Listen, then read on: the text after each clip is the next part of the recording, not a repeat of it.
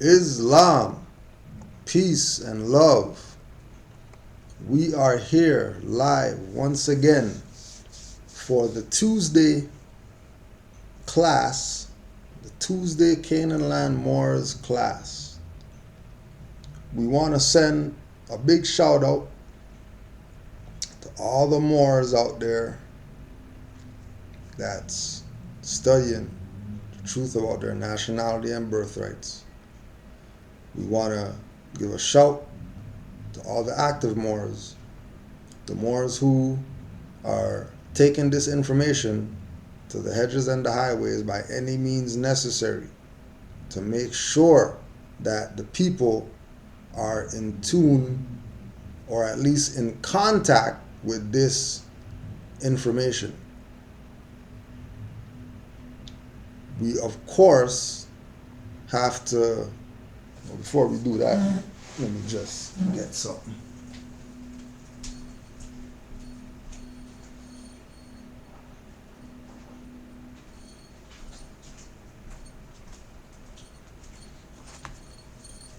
Before we start up, we have to, of course, send a shout out to the Moor, Prophet Noble Drew Ali. The name that they thought they buried, the name that they thought they dissolved, that they thought that they would get away with the BS that they were trying to pull after he left form. But they didn't take time to recognize or take heed to the fact that this man was really a prophet, and that everything that he said was spirit. And even knowing that everything that he said was spirit, Moors didn't heed. And they played games with people's birthright. And now, just like he said, new Moors are going to come with their eyes wide open. Eyes wide open. New Moors. Right? New Moors. Moors who didn't know about this information before are going to come with their eyes wide open, seeing and knowing. You know how big people's eyes are if they're seeing and knowing before they even get to this information? Right? Eyes are gigantic. Eyes looking like manhole cover. Eyes. Seeing and knowing. Eyes big, wide. And they're going to carry out what these Moors were supposed to carry out, but didn't carry out. Due to the fact that 80% to 90% of the Moors around Noble Drew Ali at the time of Noble Drew Ali being here were against him. And they thought that they're going to get away. Called themselves reincarnated. They're the prophet now. You have people still today giving honors to reincarnated prophet. Who's a dirty Moor? Right? Moor called themselves Sultan. They still today. You got Moors calling themselves Emperor and Sultan. Today, still. When the only Emperor, Sultan, whatever, is Noble Drew Ali. The only Supreme Grand Sheikh is Noble Drew Ali. The only Prophet is Noble Drew Ali. And people took the position of playing around with that. It's alright. New Moors are here now. And their eyes are wide open and they see the BS that these people have been exercising under the banner of Moorish Science Temple and Moorish Holy Temple of Science. Right? You'll notice Dirty Moors never say Moorish Divine and National Movement. They always say Moorish Science Temple. Always. Right? So today's class we got a few questions from Sunday that we didn't deal with, and then there was some more that sent, so we're gonna do some questions today. But we wanna just put it out there just for the fam in the free newspaper today. They had an article about vegan Big Mac.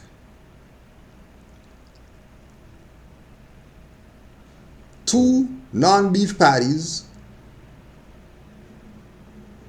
The restaurant guards its coveted meat substitute recipes, except to say they're made with wheat, soy, and vegetable proteins. They guard the coveted non-meat recipe. Right?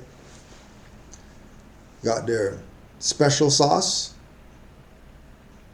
Got their iceberg lettuce. Got house-made cashew spread. They got pickles, their diced onion, and their sesame seed bun. Now we know that these people been killing people with food. So we're just putting out there for all you vegans and all that stuff. Don't be getting hyped talking about, oh, now McDonald's serves vegan stuff and we're going to go there. Because the onslaught right now is on people who are conscious. So if you think that they're giving you a pass, then you go eat one of those burgers and we'll see you in the next life, because they are not about your welfare.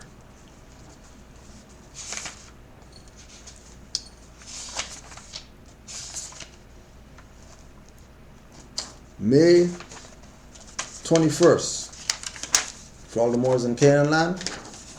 May 21st, North American Indigenous Cultural Festival. Right. As you know, Moors are Aboriginal and Indigenous. It's going to be at Downsview Park. You know Downsview Park, don't front. So we're going to be going out to Downsview Park on the 21st of May. Right? To go get down with our family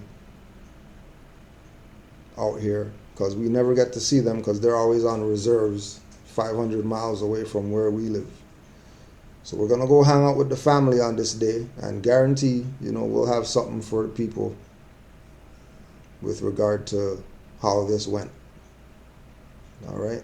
So this is the North American Indigenous Cultural Festival. All the Moors, you already know, turbans, fezzes up at this event. Right? We're not going here for games. We're going here to make a statement that we are here. That their ancestors are here, and we're awake now. We're not sleeping anymore. All right?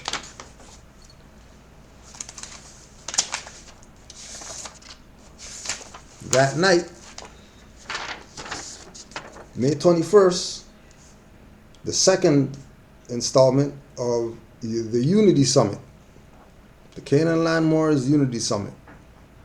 And the first summit was with the Hebrews, which, you saw how that went already. So we're going for round 2. And at this one, we're calling out all the conscious community people and asking them, why not proclaim your nationality?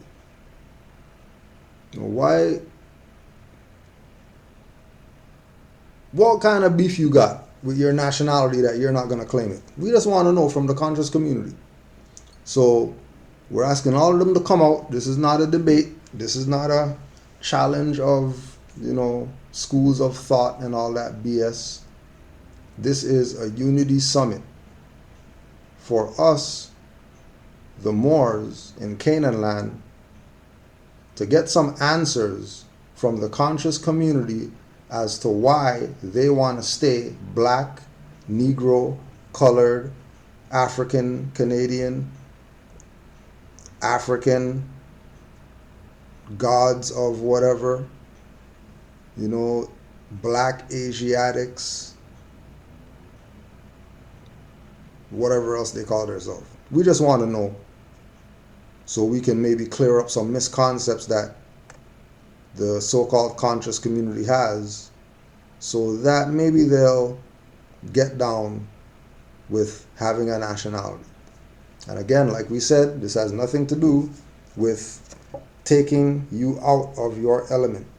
This has to do with clearing up their misconceptions so they can add what we have to offer on to what they've already been doing for the past how many ever years they've been around.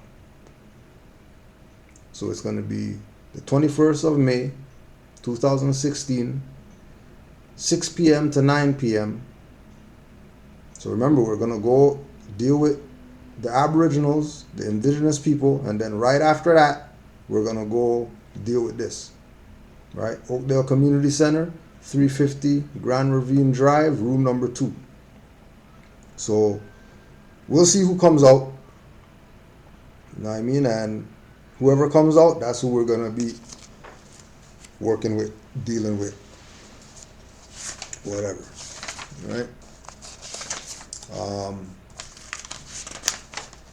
Sunday, May 22nd, there's going to be no class because we're going to be doing our assisting the family at Exodus Movements with their Feed the Hungry campaign.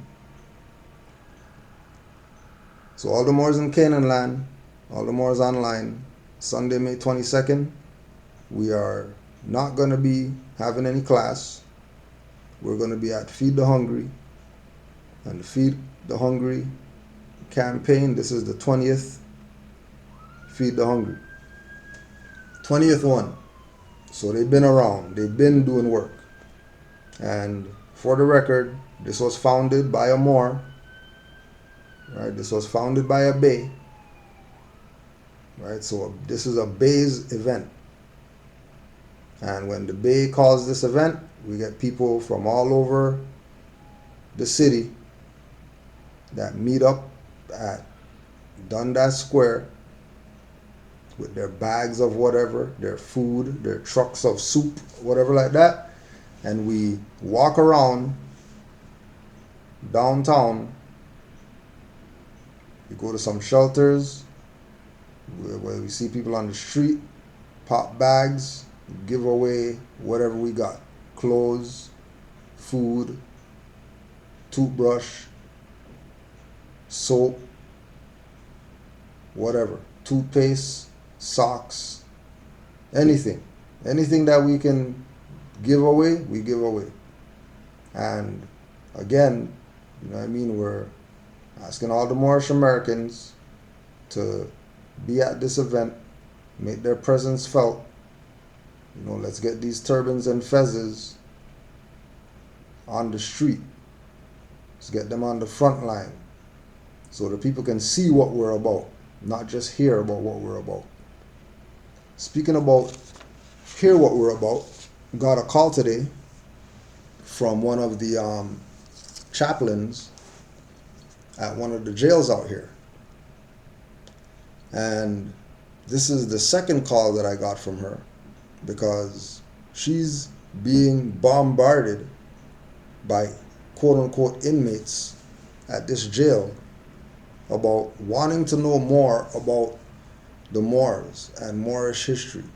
And she heard that there's this thing called Moorish Science Temple, and that she wants us to send her information into the jail so the inmates can have this information that they're begging for, because apparently they don't want anything else up in there. And they don't want anything else. They've tried our stuff, say that that's not really what this is coming from the chaplain. They tried the stuff, they're not really feeling the other stuff or whatever.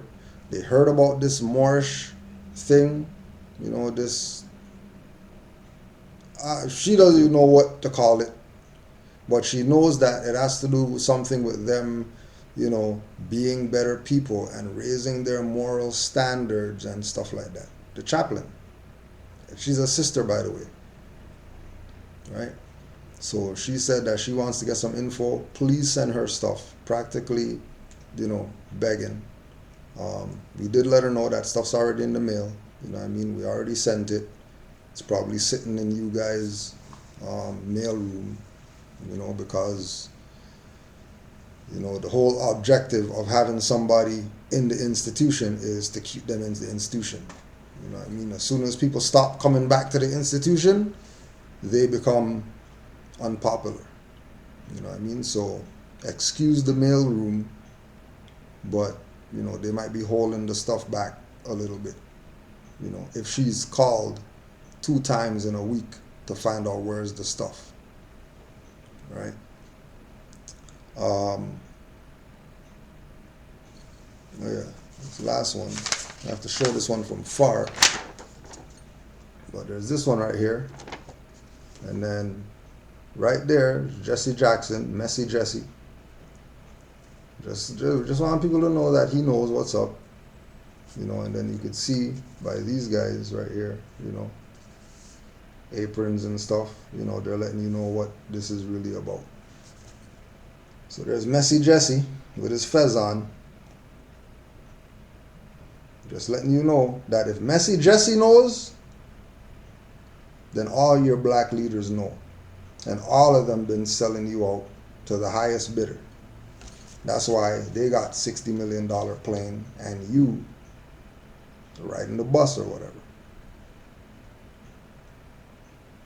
You got to get food stamps and stuff like that. And they're eating high on the hog. Because they all know. They all know. All the black leaders. Again, we're talking about Messy Jesse right now. If Messy Jesse knows, rest in peace to the elder Steve Coakley, coined the term Messy Jesse. If Messy Jesse knows, all these guys know.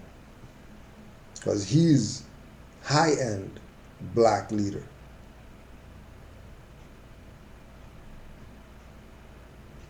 So the next question is, if they know, like we say in the Mizraim voice, what's wrong with you? What's wrong with you guys? You guys stupid? These guys know and you don't know? How don't you know? How is it that the black leaders know, but the people don't know?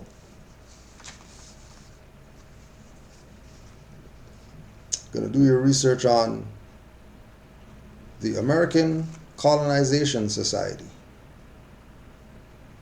The American Colonization Society was a coalition made up of mostly evangelicals and Quakers who supported abolition, and Chesapeake slaveholders who understood that unfree labor did not constitute the economic future of the nation. They found common ground in support of so-called repatriation. They believed blacks would face better chances for full lives in Africa than in the United States. Why? You have nothing in your own land, and everybody else seems to have something? Because prior to us coming into our nationality and birthrights, you had the crew, Messy Jesse, W.E. Du Bois, Frederick Douglass. All these so-called people classify us as Negro black colored, capitalize the N, capitalize the B and all that stuff. in order to trump what this man was doing. And then they got us to forget about him. And then they went, joined all the secret chambers, got their little apron, their fezzes and stuff like that, do their little stuff in secret, you know, get little crumbs of their birthright. Because remember, they're Moors too. Got little crumbs of their birthright. Them thinking that they got something because they got $50 million plane and they can fly all over the place and they can go wherever Martin Luther King goes. They're going to go get on camera, get their little photo ops and stuff like that. When really, you know, they were making room for the American Colonization Society to take your shit. And now we have nothing. And we see that everybody else has something, but they're not from here. Everybody. Whether it's from low level, from convenience store to multi-billion-dollar corporation with 17,000 franchises all over the country. Because of the American Colonization Society. Which, you know, I mean, can't really knock them because this is the land of milk and honey. This is Eden. Everybody wants a piece of Eden, but, you know, in order for them to get Eden, they need to get Adam and Eve out, which is what they did with the help of their so-called black whoever's that wanted to make sure that this is not in the minds of the people. Keep this out of the minds of the people, and we'll make you rich. We'll set you up so that you and your sellout children would be rich forever. Even if they find out that you're a CIA operative and all that stuff, and they found out that you're a sellout, you helped kill Martin Luther King, you helped kill El Haj Malik Shabazz and all that stuff, you're still going to be popular because these people are so stupid. Just help us keep this man out the way. Help us keep this individual's name out of the minds of the people. Put anybody else's name except this man's name. That's why we say Noble Drew Ali, Noble Drew Ali, Noble Drew Ali, Noble Drew Ali, Noble Drew Ali, to stress the point, to prove that people don't know about him. And the fact that you don't know about him and you know about everybody else should raise questions. The fact that you're just finding out about this man today, you might have heard some stuff, but you know, you never really, you know, had him look at you. You never really had him look at you. You never really got the death stare from the prophet. You just seen some pictures online. Oh yeah, Noble Drew Ali. Okay, but get the death stare from the prophet to recognize that he's a serious man. It's not a game out here. And because he was so serious, because his plan was so serious, because his literature was so serious, because his instructions were so serious, they kept him out of the people's mind, so that the people would not have a clue as to who this great man was. And again, don't worry about European. Blame your so-called sellout black leaders that coined the term African American that our people call themselves today. No European made that up. A Moor made that up and didn't tell the people that they're Moors. Just like a Moor said that Islam is a nation. But then when you check it out, it's an organization. So it's not a nation then. But people are stupid, so they don't pick up on things easy.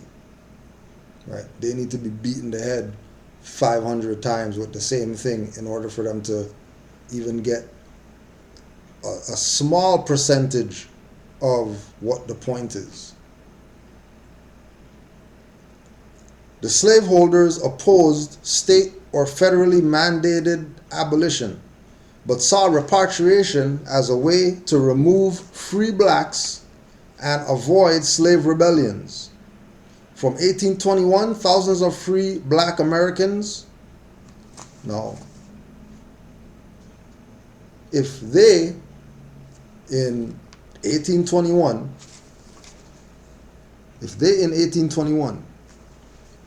are acknowledging that free blacks are Americans, and then we look today and they say Americans and all we see is Europeans,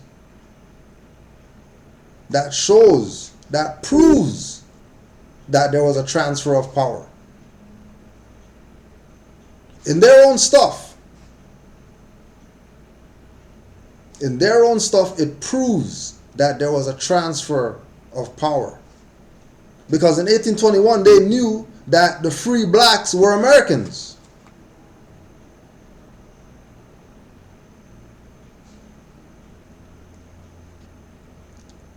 From 1821, thousands of free black Americans moved to Liberia from the United States. And the reality is that they moved from Liberia, they moved from the United States to the United States. Because Liberia is a United States colony that has nothing to do with the continent of Africa. Just go do your research on Liberia. And they don't even lie to people. But again, our people are stupid. And you have to beat them in the head 50 times with the same thing in order for them to get it.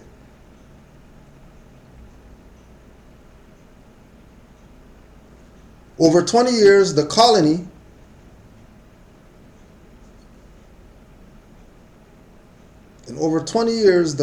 continued to grow and establish economic stability. In 1847, the legislature of Liberia declared the nation an independent state. The society closely controlled the development of Liberia until its declaration of independence. By 1867, the ACS, American Colonization Society, had assisted in the movement of more than 13,000 Americans to Liberia. Not 13,000 blacks, not 13,000 Negroes, not 13,000 colored people, 13,000 Americans telling on themselves. From 1825 to 1919, it published the African Repository and Colonial Journal. After 1919, the society had essentially ended, but it did not formally dissolve until 1964, when it transferred its papers to the Library of Congress. Transfer of power. Transferred its papers, dissolution papers, to the Library of Congress in 1964, even though they ended in 1919. So what was happening between 1919 and 1964? There's something for you to research. What was the American Colonization Society doing between 1919, remember Noble Drew Ali, 1913, and 1964, 1 year before King Alfred Plan,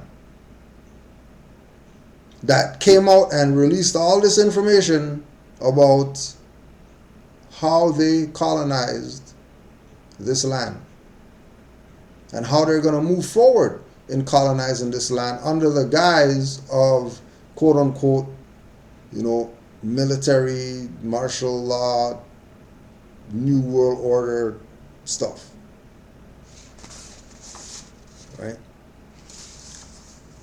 So go check out American Colonization Society Some good stuff in there. You know, just stuff proving the point that this man told us that Moors were up and down the Mississippi River before the European got here.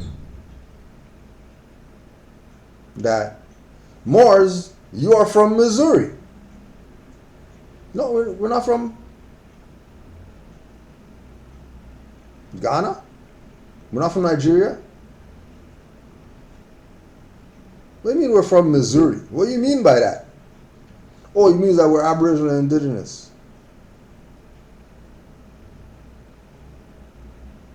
One-on-one question there. Oh yeah, no, born in North and all this stuff. Question 100. Nobody asked the question about what does he mean that he was born in North Carolina? Yeah, he's Aboriginal and Indigenous or American. Copper tone, native in the Americas before the European came here. The people who Christopher Columbus saw at the shore, dark-skinned people, the same dark-skinned people that they saw in India. Why they thought they were in India. But not really, because his chief navigator was a Moor from the Spanish dungeons.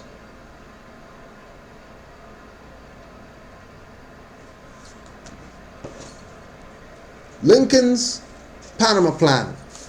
This for all the people who want to go and listen to these naturalization Moors who back Lincoln like that's their prophet. Got something on Lincoln for y'all. Just so you can, you know. Yeah, Lincoln was vampire slayer and all that stuff, you know what I mean? Yeah, he, you know, defended Black Bill, you know, who was a Moor. And then he told the court, you know, my client is a Moor. So you guys have no jurisdiction over him. And then that was the same Moor in the Lincoln Vampire movie that was the brother, that was his best friend, help him get off his case and all that stuff, his trial and all that. Lincoln's Panama Plan. August 14th, 1862. Abraham Lincoln hosted a deputation of free Negroes at the White House, led by the Reverend Joseph Mitchell, Commissioner of Immigration for the Interior Department. It was the first time African Americans, now look how they're playing this thing now. African Americans came from Jesse Jackson. So how are they saying 1862 Abraham Lincoln did something, but then talking about their African Americans, when I'm pretty sure Jesse Jackson wasn't around in 1862. But this is how they play our people to get them to think that these coined slave terms are old, are ancient. Because, you know, if African Americans been around since 1862, then, hey, you know, it was African Americans that, you know what I mean, they kicked out of Spain in 1492. Right? Playing our people. Hard playing our people. It was the first time African Americans had been invited to the White House on a policy matter. The 5 men were there to discuss a scheme that even a contemporary described as simply absurd, a simply absurd piece of charlatanism. Resettling emancipated slaves on a 10,000-acre parcel, Parcel, of land in present-day Panama. Now, if these guys are African Americans, remember what we just talked about with the society telling these people that they're going to ship them to Liberia. And then Lincoln comes now and talking about resettling emancipated slaves in Panama. Why in Panama? Because they're Aboriginal and Indigenous people and they never came from anywhere. That's why in Panama. Lincoln knew this. So if Lincoln knew that the so-called free Negroes were going to be resettled in Panama, then that means by 1865, 1870, there's no need for oath of amnesty in order to be free, because according to Lincoln in 1862, you are supposed to be emigrated and resettled in Panama, which means you're from here, which means you are a national here. If you're Panamanian, then you're not foreigner here. If you're not foreigner, then you don't need to naturalize, do you? Oh, but Moors and turbans and fezzes are going to try to convince you that you're Negro black colored. Well, but Lincoln had a deputation of free Negroes. If the Negroes are free, then they're not slaves. If they're not slaves, then they're not classified as Negro black colored. That's a coined term for them. That's not really what they are. They're not Negroes. That's a coined term.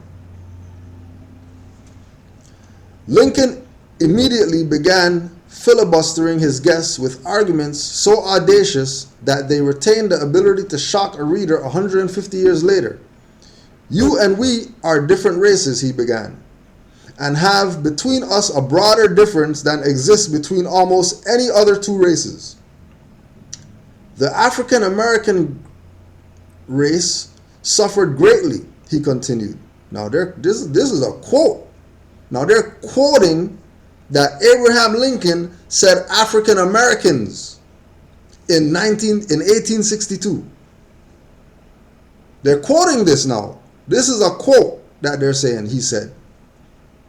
In 1862, the free Negroes are called African Americans. But then they're going to tell you Jesse Jackson made that up. African Americans. Notice the apparent contradiction. And what it is when you realize that there's a contradiction, that there's flaws in this story being told. Supreme flaws, because you're talking about almost 100 years.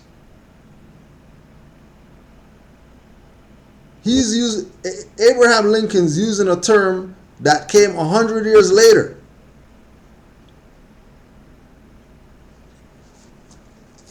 And then our people are going to think that Moors don't know what we're talking about. We don't know what we're talking about, but these people know what they're talking about. And then they're going to back an individual who's using the term African Americans when the term didn't exist or whatever, and say that he has some papers that you need to sign in order for you to be free in America. And that when you look up nationality, naturalization is in there. So when Noble Drew Ali said nationality, he meant that you have to naturalize. And then people fall for that. And then nobody, it never registers in anybody's mind that when you watch those people's classes that you hear echo, which means the room's empty. And if the room's empty, no wonder they're going to go on House of Consciousness, go debate this jackass, Dr. Reggie, who, we already took his head in about 10 videos before they even went. So there was even no need to go and talk about they chopped off somebody's head and all that stuff, because we already took Reggie's arms, legs, head, gutted him, threw his intestines to the pigs and all that stuff already. But and just like what you're going to find out later, right, that in tonight's show, that certain Moorish groups are going to see what active Moors are doing, right? Pretend like it doesn't mean anything, but then use active Moors in order to get themselves popularity, because they realize that the people are waking up, and they realize that their handlers are pissed at them because they took the kick their feet up approach that this thing's all over, we got this. Ain't none of these people waking up to know about their nationality and birthrights. Yeah, we can say naturalize and they don't even know what the hell we're talking about or whatever like that. Yeah? Well, they didn't listen to the prophet who told them that new Moors are going to come with their eyes wide open, manhole cover eyes, seeing and knowing. And these individuals that are coming with their eyes wide open, these are not these like our generation. These aren't like our generation of Moors that, just merely, sold drugs and had guns and, might have went to jail or was in a gang. These Moors coming in with their eyes wide open now, they're Moors that survived Katrina. These new Moors coming in right now are Moors who are wading through water and dead bodies are floating past them in water. That wasn't there yesterday. These new Moors coming in right now are Moors who weren't just crack babies, but they were heroin babies and every other drug that came after crack. So they got vendetta. They got score to settle.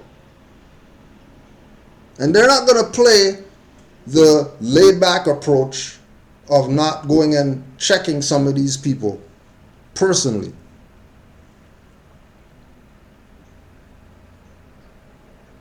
Because these new Moors with their manhole cover eyes, like when we came in, we had, the dinner plate eyes wide open, right? Then these Moors have the manhole cover eye wide open. And then the Moors after them are going to have like spaceship saucer, flying saucer eye wide open. So it's only going to get worse for these people. So, they better either throw it in now or fess up that you've been playing the people and save yourself what you're going to get. Because we are telling you that these Moors ain't playing.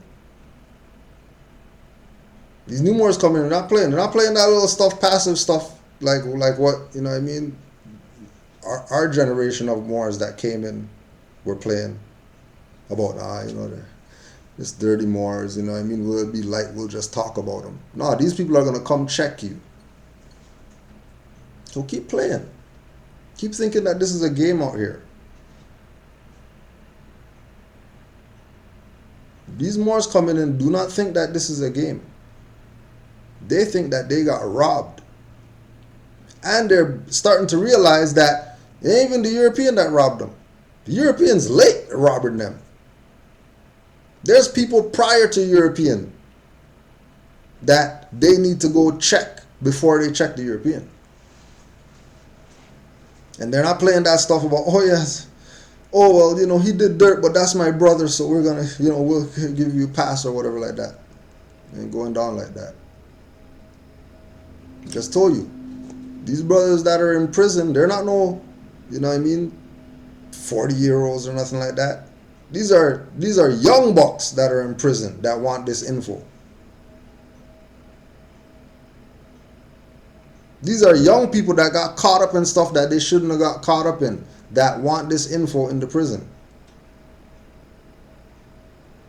And like we've been putting on the record, any Moors that's been inside and came out and get this information, trust me, they're not going back inside.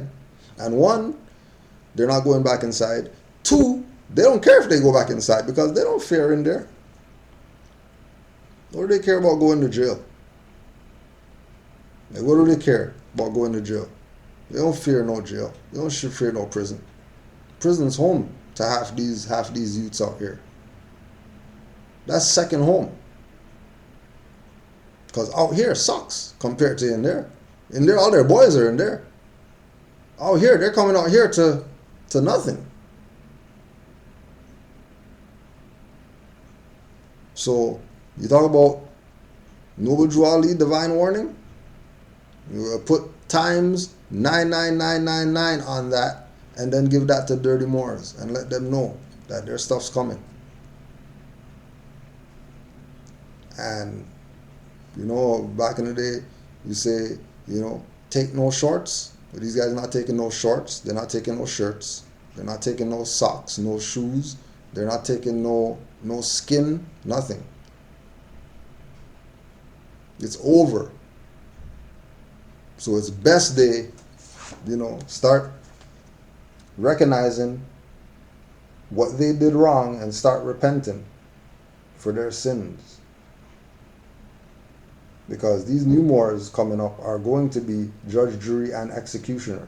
Guaranteed. Right?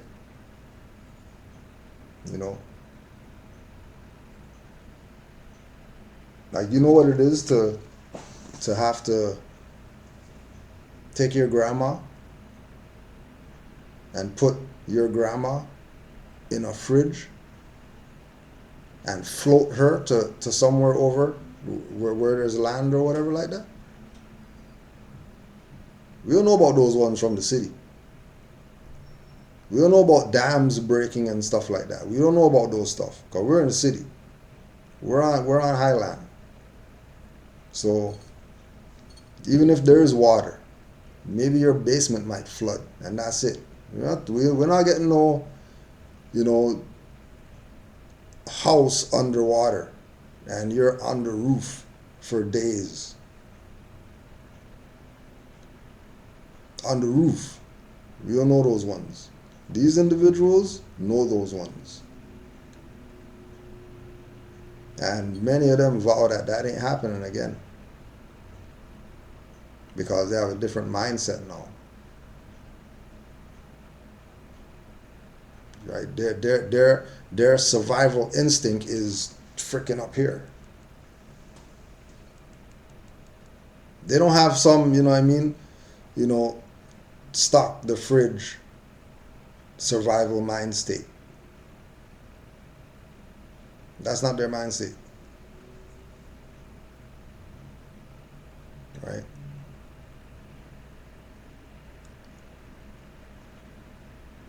The African American race suffered greatly by living among us while others suffered from our presence. Lincoln went on to suggest, but for your race among us, there could not be war, and without the institution of slavery and the colored race as a basis, the war could not have an existence. The only solution, he concluded, was for us both to be separated. So, Lincoln wanted to separate from the so-called blacks, slaves, Negro, colored, whatever, African Americans. He wanted to separate. But then Moors, you're not going to listen to the prophet until you proclaim your nationality. They're going to tell you to take the separatist papers called Oath of Amnesty and use those papers in order to be free. But that guy was a separatist. So why would they tell you to use his papers to be free? Because they work for the separatists. And their job is to keep you separated. Oh, no, not separate from your birthright. Separated from your prophet.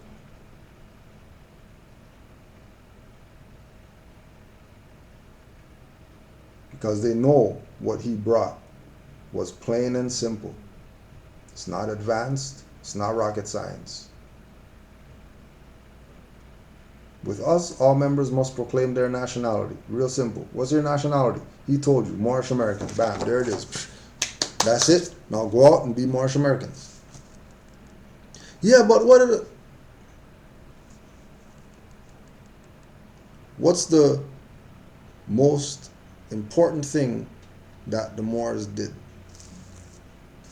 from the inception of the Moors? The most important thing that the Moors did was study. Forget all the stuff that building stuff and making this and claiming this and or whatever. The most important thing that the Moors did was study. And then Drew Ali told you in Quran, study, study, study, study.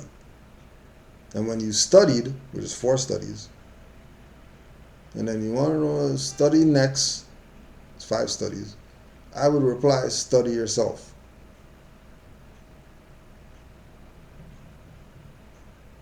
And these people want to sell people Oath of Amnesty. These people want to bring, oh no, they're going to talk about that tonight in class. Let me not bring up certain stuff, certain people. We're gonna yield on certain people, certain dirty Moors, because they're gonna get dealt with tonight for their antics that they're trying to pull. Right? Don't worry, don't guess and all that stuff. Don't worry, just tune in tonight, 9:30, Blog Talk Radio, MHHS Eyes Wide Open. 347-945-5899. Tune in tonight. It's probably going to go down in the first, early in the show. Because I'm sure that there's a syllabus and all that stuff of what's, on the agenda. But, you know what I mean? But anyways, don't forget to do your research on Lincoln's Panama Plan. Right? There is a closely guarded secret that has been deliberately buried by mainstream media and historians.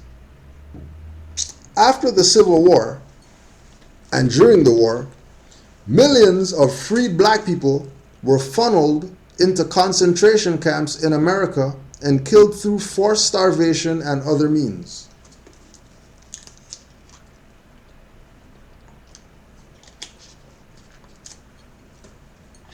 More reason why we need to declare, proclaim, announce our nationality.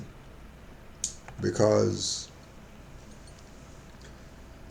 the so-called free blacks, free Negroes or whatever like that, had their own concentration camps. Forget plantations. The free blacks had their own concentration camps. Just do your research on free blacks, Devil's Punch Bowl. See what comes up under that. Just to see the level that they went to get you out of the way so they can steal your birthright.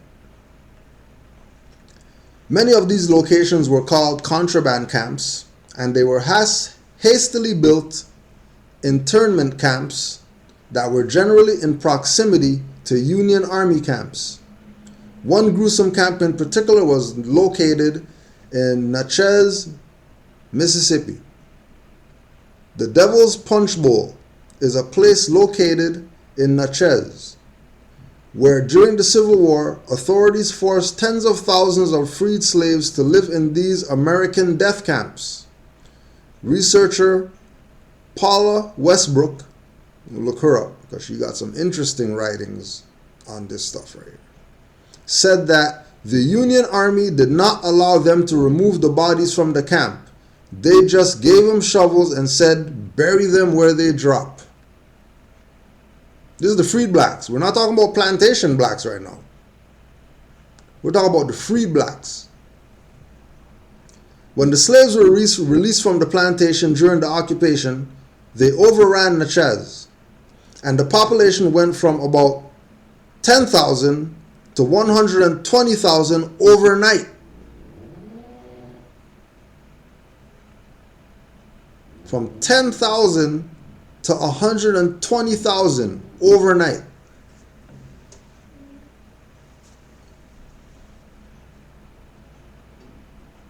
Now, when you have, staggering numbers like this, you have to ask some questions.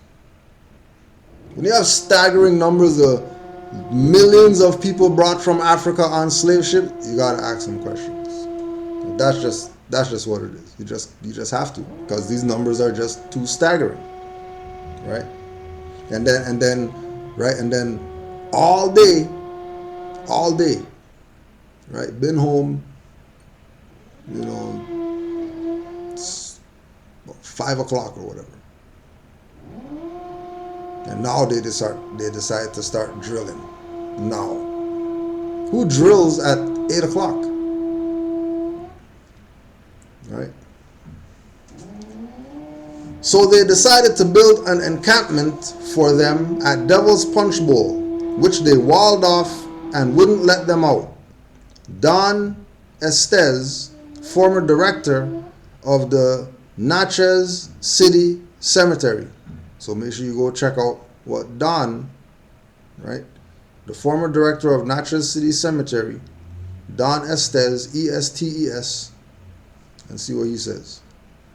In Natchez, Mississippi alone, officials estimate that in the time span of just 1 year, over 20,000 free black people were killed in the concentration camp called Devil's Punch Bowl.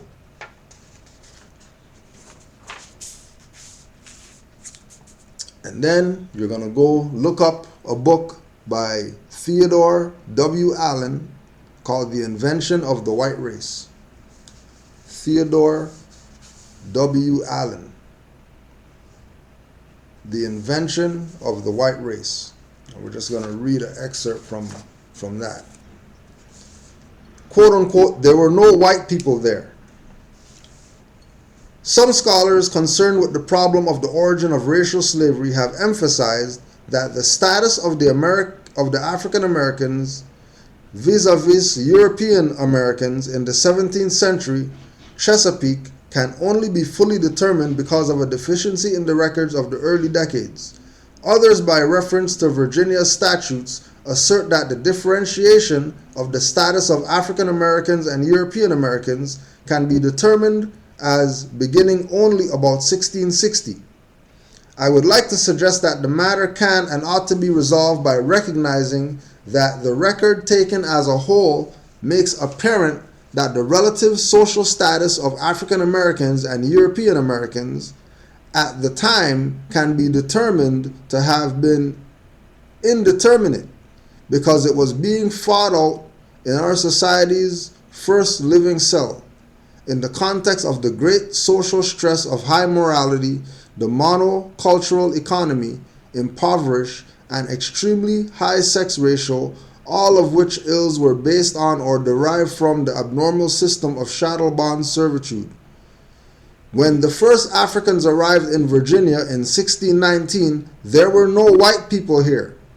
If philology is granted its dominion, certain incidental items in the record appear significant in regard to this brash assertion on the jacket blurb of Volume 1 of the Invention of the white race.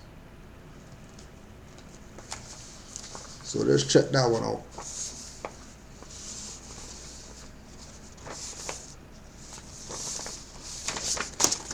This was already covered in the tax book, but we'll just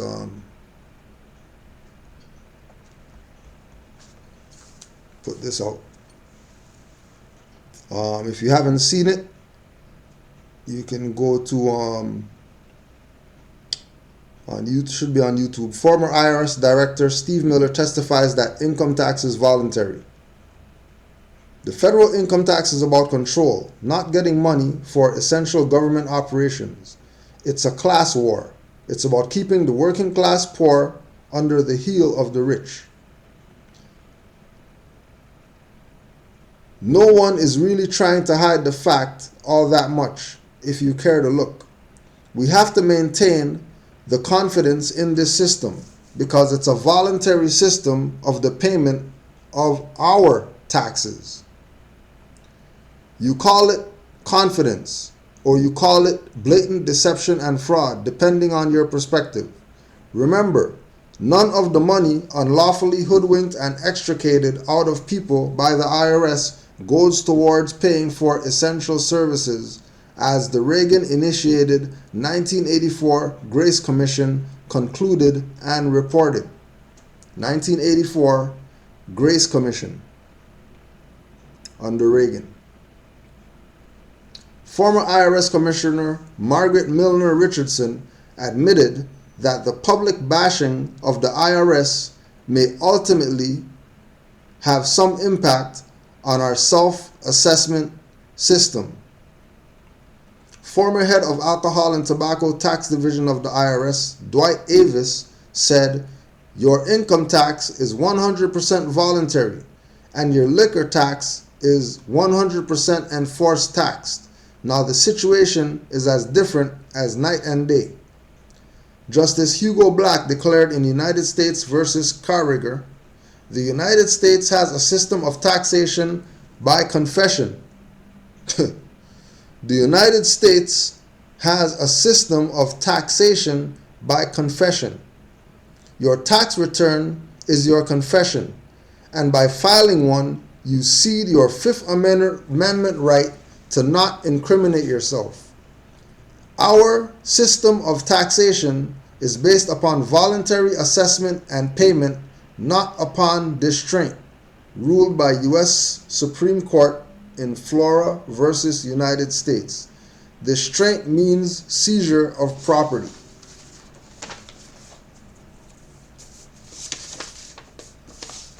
And Morris Science Temple of America, Temple number 34, January 18th at 4:44 p.m.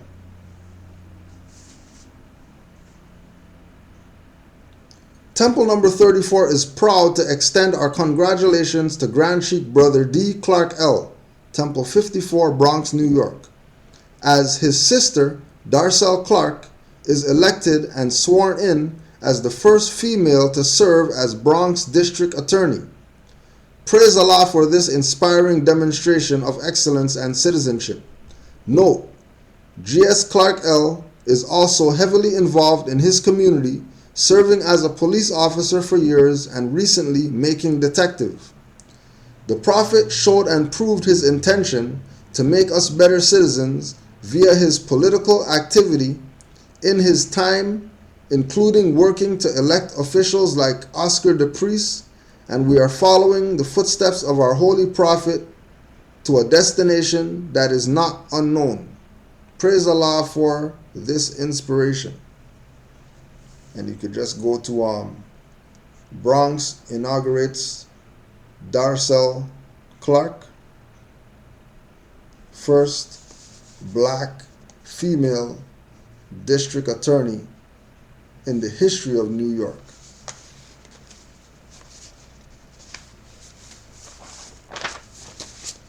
So, there were some questions that got sent that we want to address.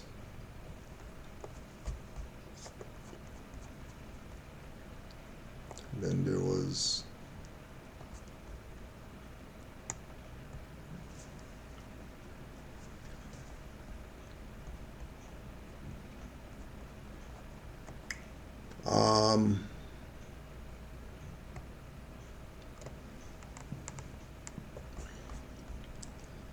Islam. I am Shazad Emmanuel Wasim El Bey, and me and my family are Moors.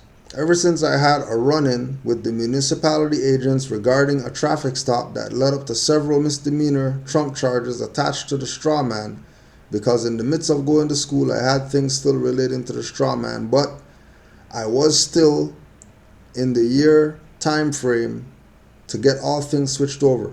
Anyways, since then these agents have been stalking my family, in which a total of 4 of us have been arrested for traffic infractions. Now these municipalities are trying to make us submit to the straw man, so we have been drafting lawsuits for the violations and injuries brought upon us. They kidnapped my mom, dad, brother, and myself. They have been watching our neighborhood closer than normal. Even though it's the hood, you still notice increased undercover activity. To the point, because we all have questions, I'm going to state mine first and have them state theirs.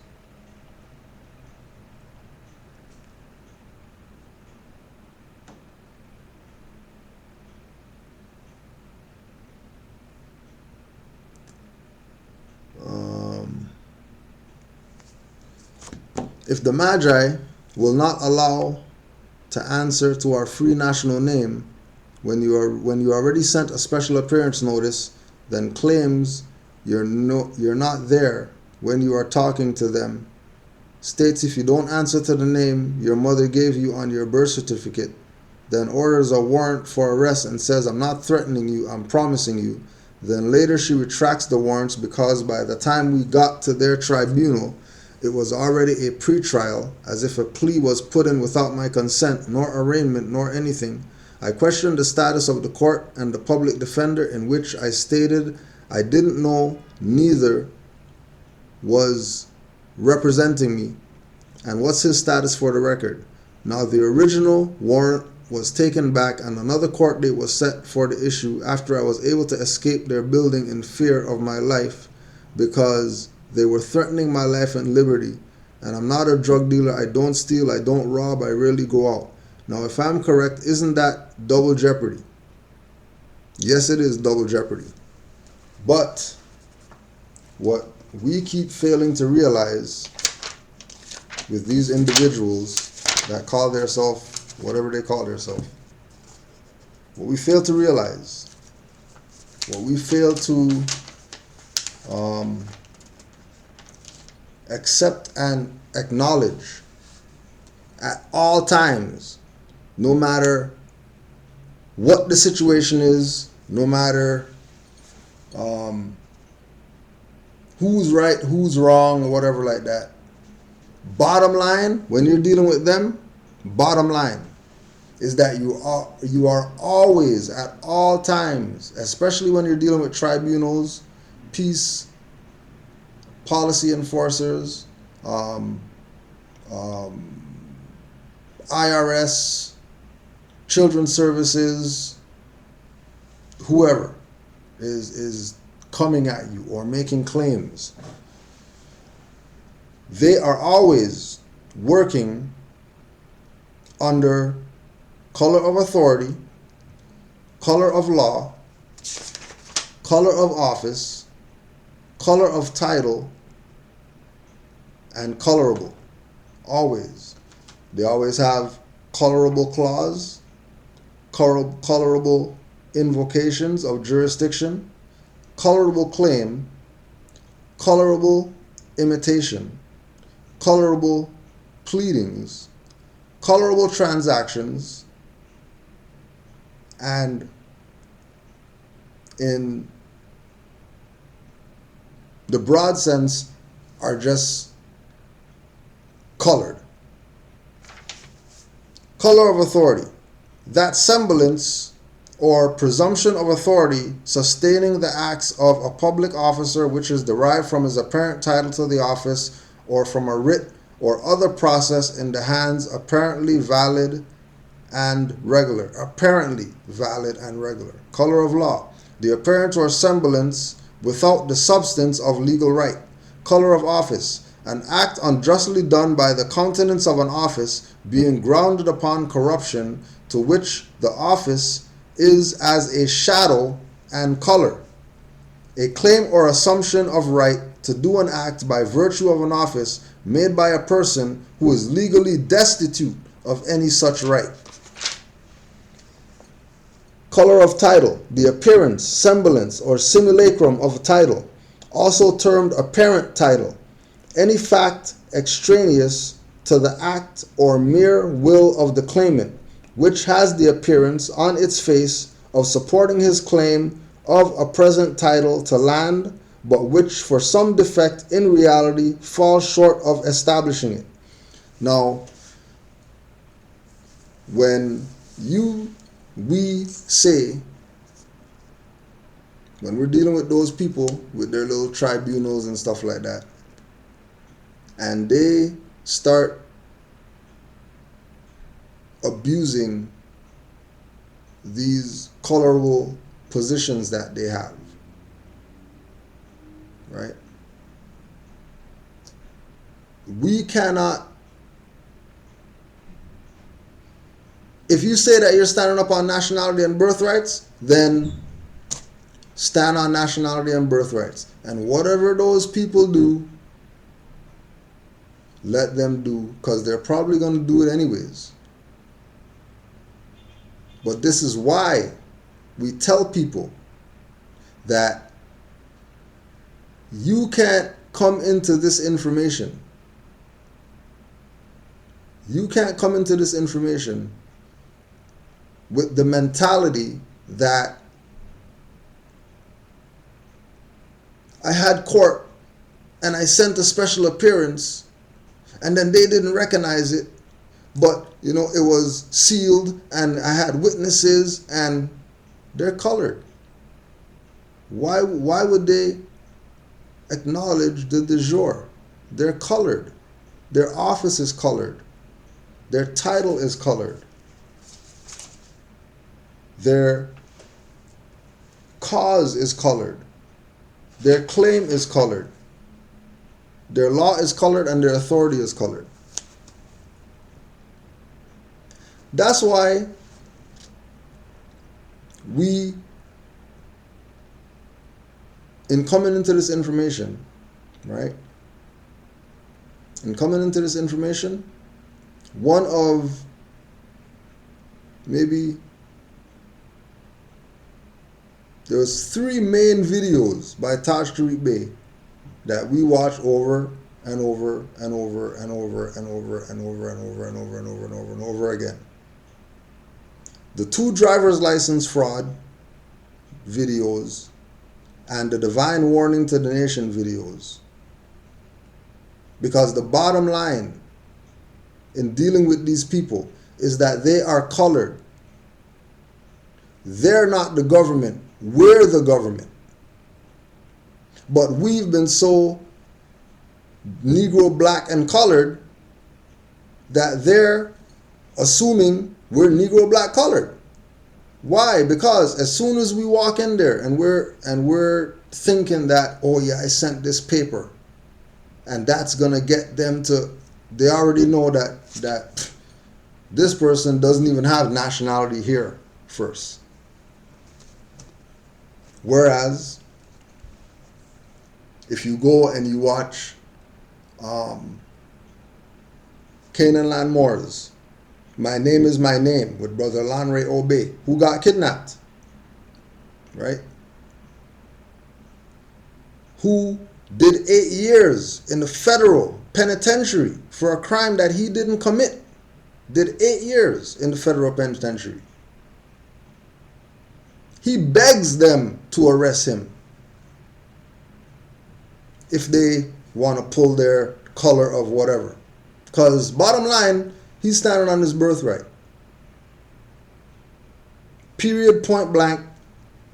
You're not getting me to admit that I'm some straw man or whatever like that. If you want to do straw man stuff, go right ahead. Put on the stuff. I'm ready to go. Let's go. because I'm going to go in there and I'm going to be, whether I'm talking through the bars, whether I'm talking under the door, regardless, I'm going to be talking to people when I go in there.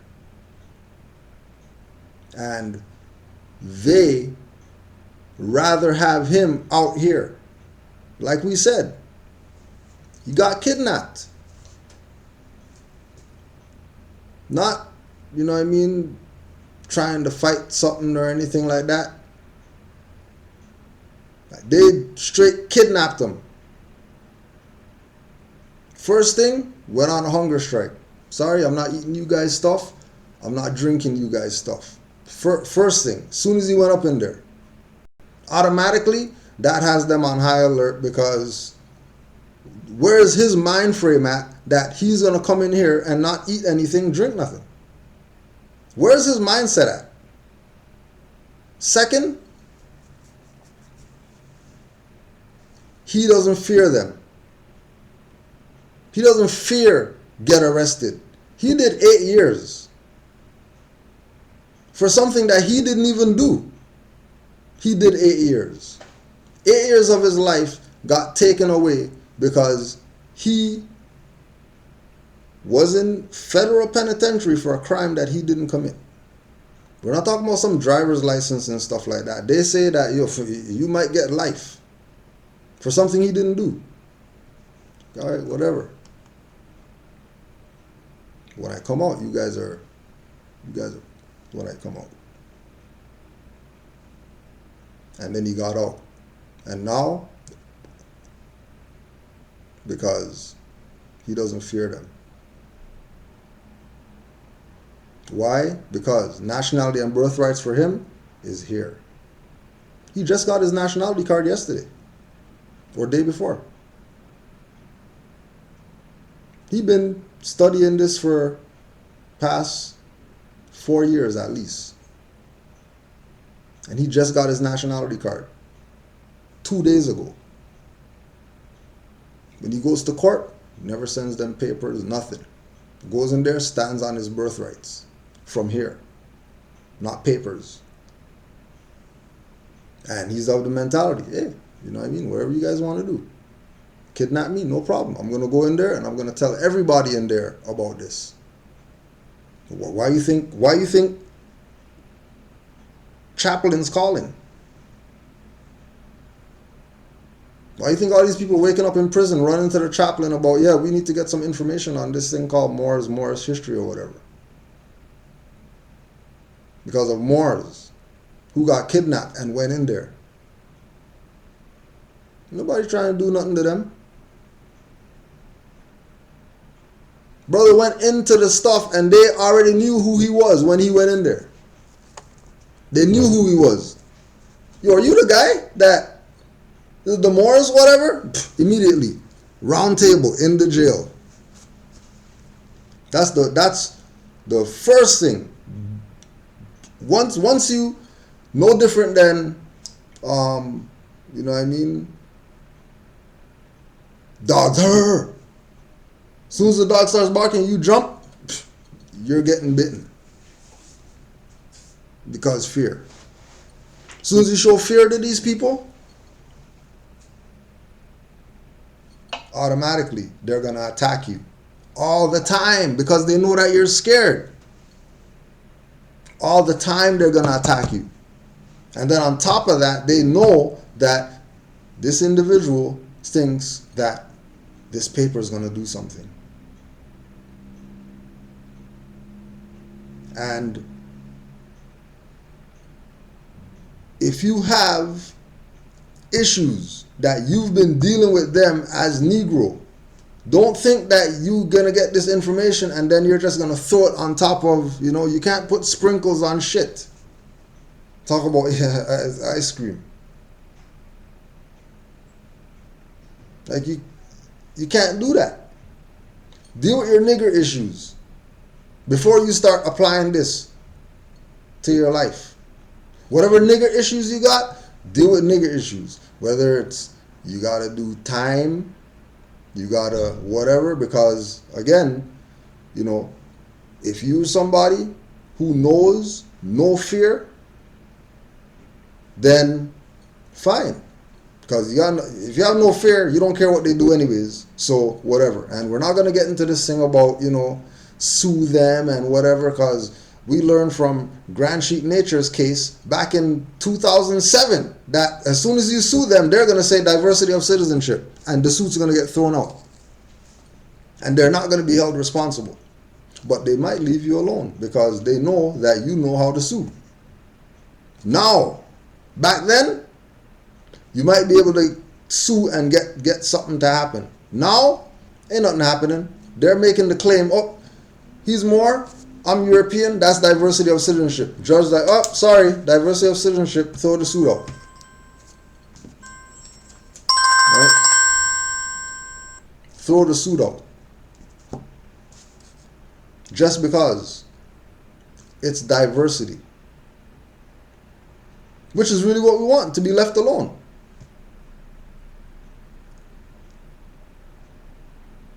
So when you realize that, well, damn, I put in my writs, they don't want to recognize it. I went in there, stood on my square, they don't want to recognize it. I did this, I did ABC from A to Z, I did everything, and they don't want to recognize it. Why are they so criminal? They should recognize this is the law. They're colored. You're wrong for expecting them to recognize something. Color of office, color of authority. And then if we go further back, Treaty of Verona, Dum Diversis, Romanus Pontifex, all these things.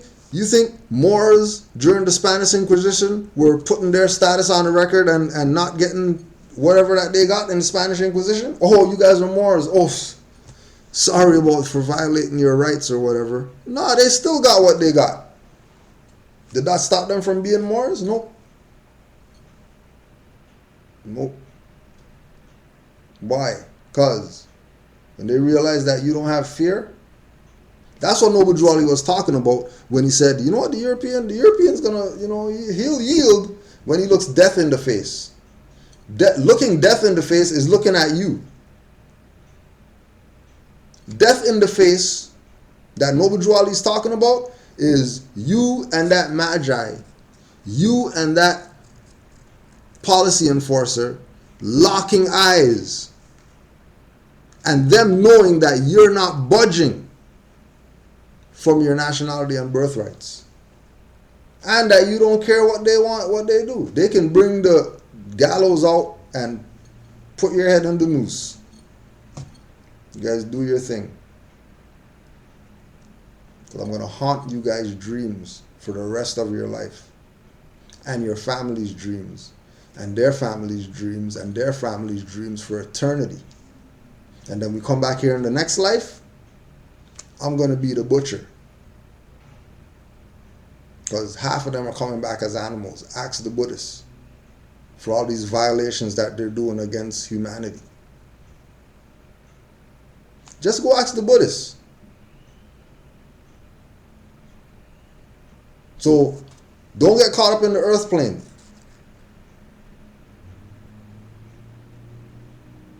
Know that your people sold you out. That's why it's so hard for us today. Don't get mad at them people with their little colored whatever like that. Go to the people, Noble Drew Ali said, divine warning. Go to the officials in your government. Who's that? That's the Moorish leaders. All these so-called heads or whatever that all these people are terrified of. They don't want to back them in a corner and challenge them on what the hell do you guys do for the past 80 years? Why is it that I have court, I have some situation going on, and Grand Sheiks are telling people that they can't use the temple seal on their documents, telling them go to a notary? Why is it that Grand Sheik, Grand Governor, and all these people aren't witnessing these people's documents when they have to go to court? So that the court could know that they're not individuals, they are actually part of a nation. That's recognized all over the world. Because you ask anybody about the Moors, they know who the Moors are. So we're not going to get into the little intricacies of cases and trials and writs and all that stuff. You can go to Moorish Nation Public Records, you can go to RV Bay Publications, you get all the writs that you want if you need writs for something. Anything, any situation you're dealing with, writs out there. So that's not the problem. Finding the writs not the problem. Right? You know, what to say when we go in there is not the problem. The problem is recognizing that they're colored. They're de facto. And because they're supremely de facto, not minor de facto, because they're supremely de facto, because their de facto is pumped up because of our ignorance, we can't blame them. Because we're the ones that denied this. It's not them that denied this. We denied this. We set up the situation that created Claude Green to die and it get pinned on this man. And then him getting off the charges, even though people, what did nationality do? Noble Drew Ali got arrested. Yeah, but he didn't get charged with nothing. They released him. But what did they release him to? The same dirty Moors who set him up with murdering Claude Green in the first place. And then those Moors assassinated him. And those Moors are still around today. The Moors with turbans and fezzes on that killed Noble Drew Ali's body. They couldn't kill the info, they couldn't kill the mind, but they got the body. The ones that destroyed the body are still around today. And then we're not doing nothing about it. And then they're getting all these accolades from mayors of whatever like that, giving them all these accolades, and everybody's, oh yeah, the Moors got something. Those are the Moors that killed their prophet. What are you cheering about? How are you cheering about the Moors getting recognized by City of New York, recognize these Moors, when they're the Moors that killed the prophet? And you talk about that proclamation means something to you? The Europeans, like, clearly they don't recognize their prophet. Clearly these guys they haven't read the FBI papers to know that these guys were the guys that killed their prophet. So we're going to continue to abuse them. And then they'll abuse us forever. That's why we keep saying, every generation, more new Moors come in with their eyes wide open that are having less and less fear in dealing with these people. They're having less and less fear. And again, no fear, having no fear when dealing with these colonial, inquisitionist conquistadors, mercenaries, is them looking death in the face that Noble Drew Ali talked about. That's when they know that it's over. When they know that they can't do anything to get you to say, no, okay, fine, I'm going to be the strong man, just get me up. That's why they even do that play. That's why they even go there. But we're not going to recognize it. Cool, you guys are colored. I'm not expecting you to recognize anything. I'm just letting you know that I put my status on the record. I am, and you say who you are, and you stay mute. Let them do whatever the hell they want to do, because they're colored. And again, we're telling you, go watch Lanre's stuff to see what he went through, to understand what it means, no fear, when you're dealing with these people. And remember, the last time that he got kidnapped, keep in mind, they kidnapped him on a Thursday, denied him bail on the Thursday when they kidnapped him. Friday came up. The individuals who were going to be his surety for bail went on the stand, testified and all that stuff, and they still let him out on his own recognizance, with him signing himself out by himself, no conditions. Why? Because he didn't have any fear of them. What bail you talking about? You're letting me out on my own recognizance. I don't need no surety. I'm not no flight risk that I need a surety. You guys kidnapped me. Why I need a surety for? Matter of fact, I turned myself into you guys.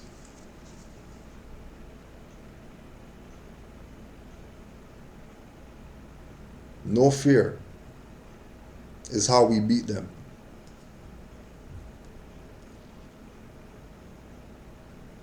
No fear is how we beat them. That's why I said in the song, if you hear court tomorrow and you get nervous, you're not ready.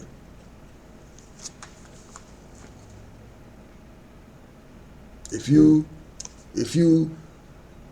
see the cherries and then you start, where's the, you're not ready. You better show them guys a license. Because the only way we're going to beat them is no fear. Because they got everything else locked. They got the jails, they got the handcuffs, they got all the bailiffs, they got all the mechanisms in order to, you know what I mean, get us out of circulation.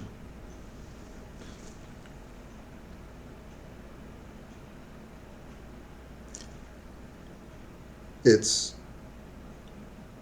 not what you want to hear. You want, Cujo to have some process. Oh yeah, you know what I mean? Well, when we went to court, we just gave him this paper and then that shut down the whole court. Everybody, no, that ain't what's going down. Sorry. Because these people are colored. They don't respect law. They could care less about de jure law. They're colored. That's why we tell people, don't complain that these people, they didn't accept my nationality card when I went to the store, so I want to file a complaint. File a complaint? Okay, so you go file a complaint, and then now they say, oh my gosh, you filed a complaint, we're so sorry, please come and shop at our store. Then you're going to go shop there? They just violated you. Why are you going to still go to them? Why don't you just stop going to them? And then put up a video, put their address, put their store name and stuff out there, and tell the world, don't go to these people because they violate people's rights. And let that be your suit.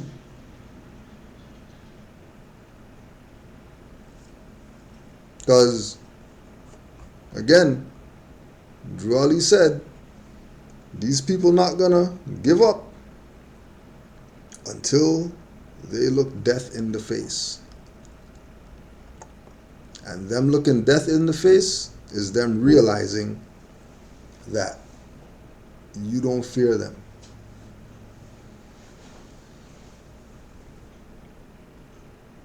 That's our only option right now. And, don't be mad at the European. Thank dirty Moors for not making you a Moor out the womb. Thanks, dirty Moors, for selling packages and doing all this stuff that you shouldn't have been doing. Having my parents come out their womb ignorant of the fact that they're Moors. And then I couldn't get it. And Islam to all the Moors who brought beings onto the earth plate and out the womb let them know that they're Moors. Honors to all those people. So we could change this thing around. Now all my peoples preceded me, which is what we do. So we did everything correct. And she struck down my habeas corpus, writ of discovery, and other things, because they're colored. And as soon as they get wind of the fact that you think some papers or some card is going to save you, not knowledge, they know that they won. And they know that they can play you. Till you take off your fez and all that stuff and, kidnap you and do all this stuff that they shouldn't be doing. Oh yeah, and then keep in mind as well that prior to you in that court, they had 50 Negroes come up and say, I'm Negro. I'll pay the ticket. Oh, I'm so sorry that, oh, Your Honor, stand up when stuff goes on and all that stuff. How you look coming in there going against these 50 people who look just like you and didn't say anything that you said. You look like you're a crazy one. Which is why the motto is uplifting fallen humanity. And not doing like this Moor out here, Camry El Bay, going to courts to go get people because, you recognize that those people need something. You know what I mean? So you can go to the court and give out a card. Yeah, hey, I can help you get off this ticket or whatever. You give me $1,000 and all that stuff. And then people pay $1,000 because they really think that this is about some papers or some cards or something like that, when this is about knowledge.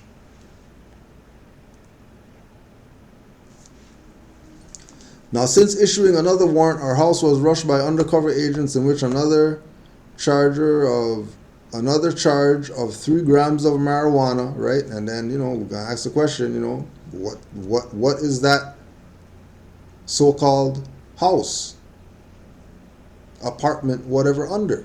Is it under a free national name? Is it a lodio? Or are you renting or paying a mortgage? If you're renting, paying a mortgage, then that means you're a tenant, you're a renter, and clearly you're under the jurisdiction of the quote-unquote city, because I know that that place where you domicile is classified as an address, which is even why they came there and kicked the door in, because they have jurisdiction there. Do you even have your proclamations? Have you put everybody on notice? Who's everybody? Yeah, I sent it to the 7 people. Okay, well, the people who are so-called mercenaries in your jurisdiction that kick in people's doors, did you put them on notice that you're a national now? And that your domicile is not an address or a residence? Well, I wasn't told that I should put those people on notice. They only said 7 people. Come back again. Drew Ali, think and save yourself. If you don't think, you're not going to save yourself. If you, it's like,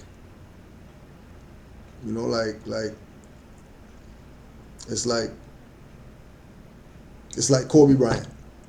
I never respected Kobe Bryant. Why? Because he patterned his game after Michael Jordan. He's a biter. He's a copycat.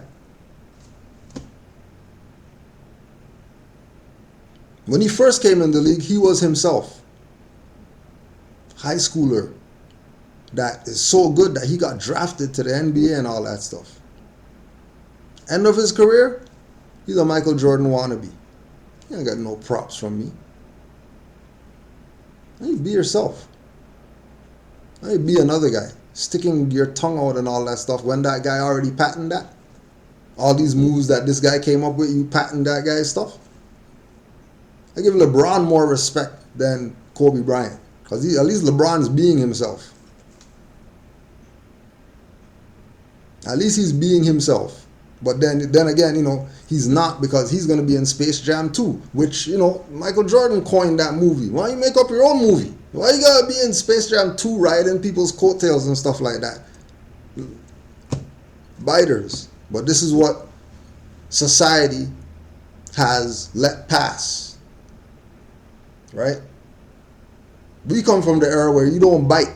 You don't copycat stuff. You do your own stuff. You don't see a guy's shoes. Whoa, that guy has some good shoes or whatever. You go buy his shoes. You take your shoes and kick your ass for being a biter. Don't copy people's stuff. You don't see, that guy's shirt, I'm going to just get a different color because that guy's shirt is such a good shirt. We're going to strip you of your shirt and kick your ass because you're a copycat. You're a biter. And we don't respect biters around here. Be yourself. Right? So, like, with all this stuff that's going on, bogus charges and all that stuff, one, it's because they're colored. Right? Okay? And all the questions that are coming up, it's not wrong questions. It's not your situation is messed up and they're not violating and they shouldn't be doing what they're doing. But the point of the matter is that all they need is 1% of fear. You could have 99% confidence. 1% of fear, these guys are feeding off the 1% and they're going to railroad you every day, all day. Like we said, Brother Lanre got kidnapped, dragged on the floor and all that stuff. Strip search, all that stuff. But when Highwayman was following him and he recorded him and put him on YouTube, that Highwayman lost his job. They're not going to tell you about that part. They're not going to tell you that they switched him to a different division halfway across the city. And the only reason that we know that is because, you know, they throw each other under the bus. And Brother Lanre got told, you know that officer that violated you or whatever, don't worry, we shipped him somewhere else. Good. Because you don't want him around me. He doesn't want to be around Brother Lanre. So they sent him somewhere else. They could have paid him more money. They could have made him police commissioner. Who gives a shit? Bottom line is, that Moor is not going to have any interaction with that one jackass policy enforcer anymore. And all these other policy enforcers have supreme respect for him now because he got out on his own recognizance. When he got kidnapped, he went on a hunger strike. All of them were like, you got on a hunger strike? Huh. I don't know what tree you fell from, but hats off to you and all that stuff. You have a good life and all that, Mr. Bay. Made him sign out himself, even though they put the goddamn sureties on the stand. Made him sign out himself. And we're stressing the point that fear is what they fear. No fear is what they fear. And the only reason that we're going into this thing so long, because we get these stuff all the time. We always get these emails. Always. Well, I did this and I did and the website said whatever, and I did all that stuff, and then they still didn't recognize it. Because you have fear. That's why they didn't recognize it.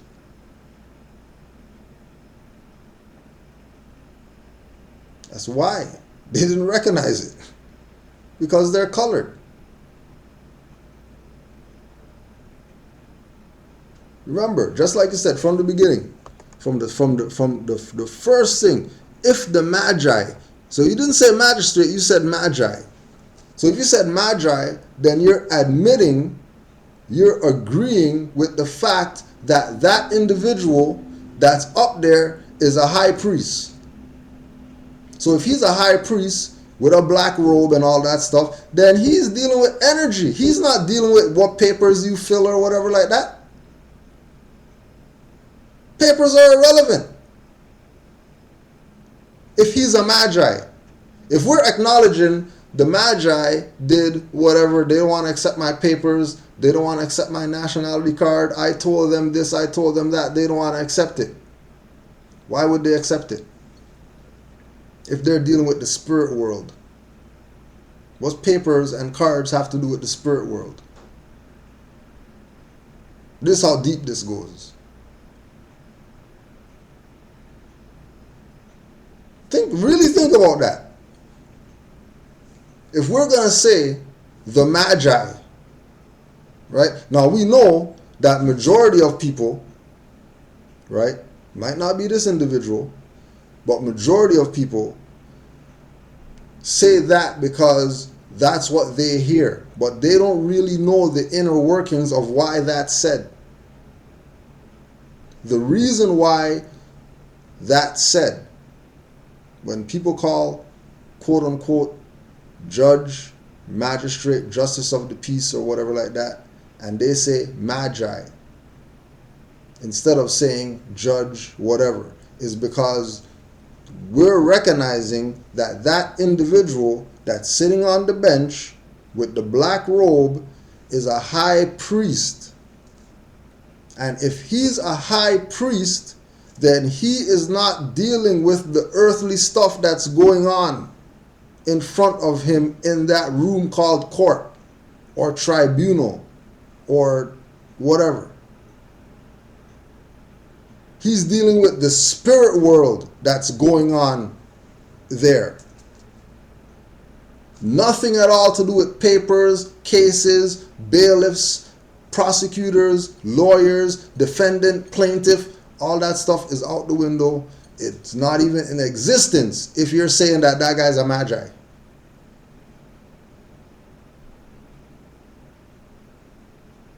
And recognizing that he's not a Magi means that your approach should not have been dealing with this thing on papers or whatever like that. You should have went to the spirit world to come in there as trump his Magi by being a Magi too when you go in there. And then the question is going to come, so how do you do that? And then that's stuff that Muslims are born, not made. That's not stuff you can get taught. That's stuff that you invoke. And mind you, the word is God. So, you can set up your papers to have that effect. But then we ask the question, Were you using, light when you wrote your writ? Or were you using light from a particular color candle? Did you smudge your paperwork with sage before you sent it to those people?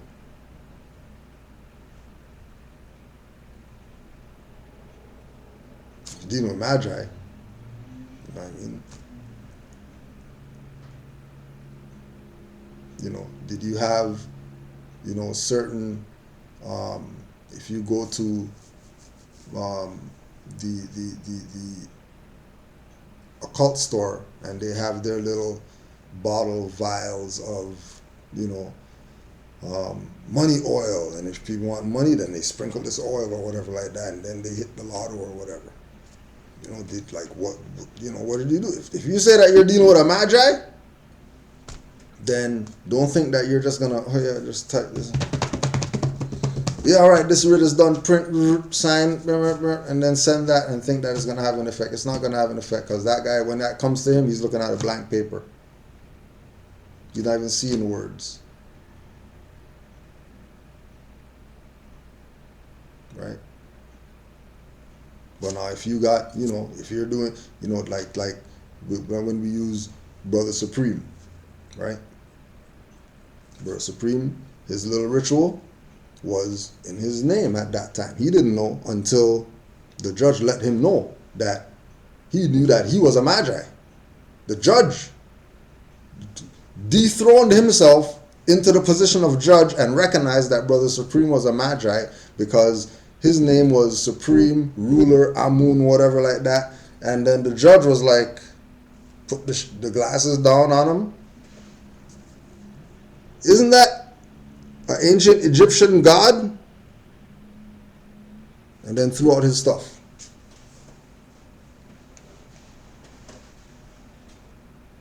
After they kidnapped him, bust his window, pulled him out the car and all that stuff like that, judge,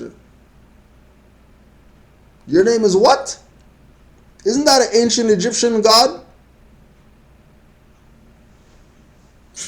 Threw out his stuff, got the hell out of there. And then he's another one that, has no fear.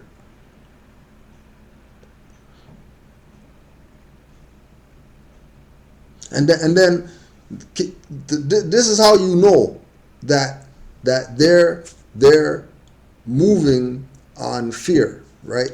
So we're not even going to read the other stuff because, I really hope they get the message, right, as to where we're going with regard to to this thing, right? This is at the end of the email. P.S. When we originally started filing our paperwork, they moved us from traffic court to their judicial court. Remember, all for minor, unarrestable traffic offenses. Unarrestable traffic offenses. So if they're unarrestable traffic offenses, then why they arrest you? Why they kidnap you? Because they smelt fear. So because they smelt fear, because they saw that, 99% confidence, 1% of fear, we're going to milk this fear and turn that fear to 99% and your confidence to 1%. And again, this is not just for the people who sent the email. This is for everybody to recognize that that's really how they win in their colored venues and their color of authority and everything else. Fear. Because remember, if we're acknowledging that they're Magi, and we're saying, yeah, I went in there and I'm Moorish American, you know what I mean, whatever, blah, blah, and they don't want to acknowledge that. But then we showed people that the high priests of Anu were Moors, M-A-U-R. By calling him Magi, you just gave him your stuff. And now they're using it against you. And you have 1% of fear. So we know, you know what I mean? Family's gonna get it. You know what I mean? It might take a little bit because of what we've gotten. Right? Because of what we've gotten. Because we been abused, you know, we kind of take the abuse, right? When the abuse is supposed to, you know, like Drawley says, you know, without a foe, a soldier never knows his strength. The abuse is the foe. The abuse is supposed to make you stronger for next time. The abuse, the violations that you get from these people are supposed to prep you for the next time they try to violate. That you already know what's coming. It's not even no issue. You know? And again, going back again to that theme of new Moors coming in with their eyes wide open. That's not just knowledge. You're coming in with your eyes wide open also because of your life experiences that you've gone through prior to having this information that are now put in perspective. So like we use Brother Amazite, that he survived Katrina. There's people that are dead now that he used to know, and he's the only one that made it. When all that stuff going on, calling them refugees and all that stuff, he was in that. There. When they showed the stuff from the bridge or whatever, they say, news said, hey, there's bodies down there or whatever. And everybody's shocked, oh my gosh, can't believe, you know, those bodies been there for 10 days or whatever like that. People been passing by them bodies. No fear. What you really gonna? How you really gonna put fear in somebody who, you know what I mean, went through something, you know, 8 years, hard time for something that they didn't do? What fear are they gonna have? You know what I mean, what fear? What fear could you instill in somebody who, you know, Um, got the boys in the hood, Popo come put the Glock to your face. Like, yo, nigga, I would shoot you in the face right now, nigga. And it's a brother telling you that. What, like, you get those stuff there? Nothing fear. You have no fear after that.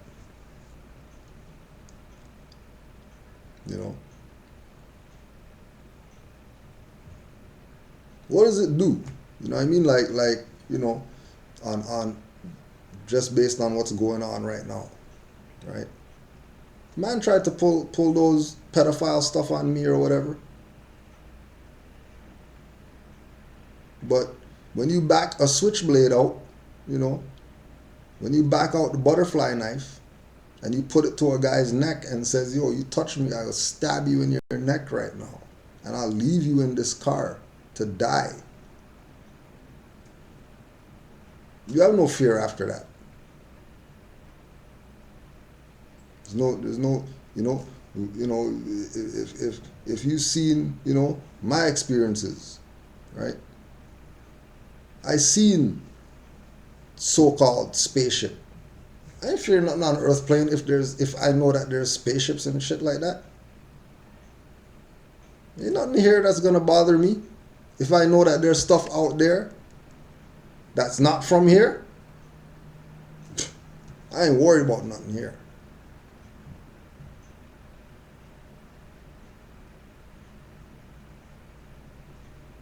And these people win because we have fear. All the stuff that they do, that we say, why would they do that or whatever? How come they do that? Why they kidnap people and all that stuff? To instill fear. To make you second guess. To make you second guess what was presented to you.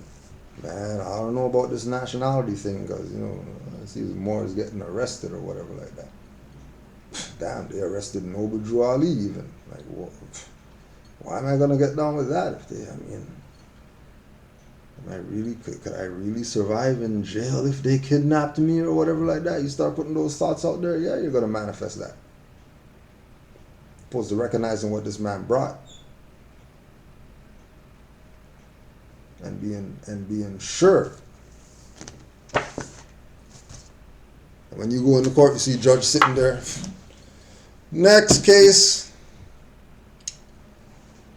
Whatever like that. More step in there, you see judge sit up and stuff like that. You know what I mean? Fix his glasses and all that stuff. Make sure his stuff is tight because,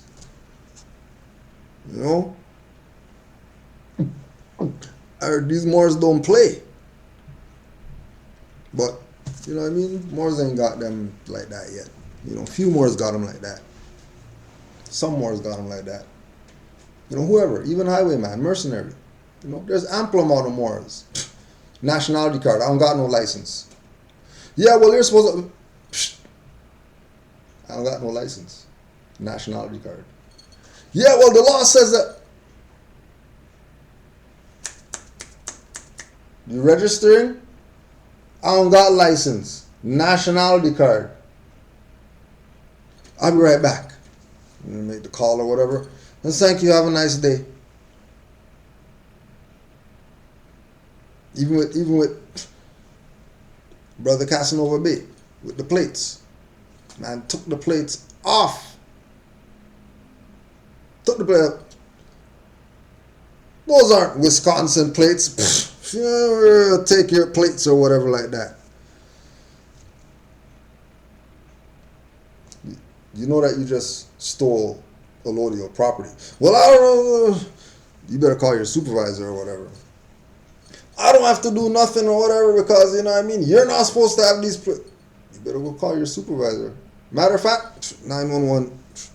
Yeah, 911 lady, you guys need to send supervisor out here because this guy's about to get something that he doesn't want to get. Supervisor comes out, screeching, we're just coming in because we heard of it, whatever like that. You know that your boy is a supervisor, ream this guy out, took the plates from him. Give me the goddamn plates. Sir, sorry about that. You know what I mean? We didn't mean to. Who do I file complaint to? No, don't worry, you don't got to file complaint. I'm the supervisor. I just want to let you know what I mean, that everything's all right. You got your plate back, right? This guy's not going to bother you anymore. Don't worry about nothing. You know what I mean? Just these guys drove off with no plate.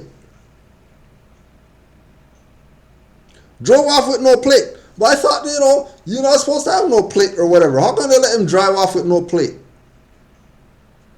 Because no fear. Because, Casanova, those Moors that comes from gutter. And if you used to be in the gutter, what's really gonna, highwayman bothering me or whatever? When I've been shot and stuff like that, got shot at and all that, what's highwayman gonna do to me? What's he really gonna do? You guys gonna put me in there with these guys who I never seen in 10 years because they got life and stuff like that? What do you think is going on when we go up in there with them? You think they're not gonna lock this prison down tomorrow? Yeah, better keep me out here. No fear. It's real in the battlefield. It's really real. And, again, half the Moors who have no issues, half the Moors who exercise nationality and birthrights, and they have no issues whatsoever, it's not because cards, it's not because papers, it's not because they study, and then study themselves, and then when asked to study, and then they study some more. It's not because their verbiage, they can talk good or whatever. It's not because of, they do Sellout and, their Islamic exercising is really the foundation of Islam, not the fake Islam that these guys have. You know why majority of these Moors who have no issues have no issues? Because they give this man supreme honors. And he told Moors, you got issues? Just call me. I'll be there. You got a problem, Moors? Just call me. I'll be there. I'll lead you to where it is you're going to get your remedy from to deal with your situation.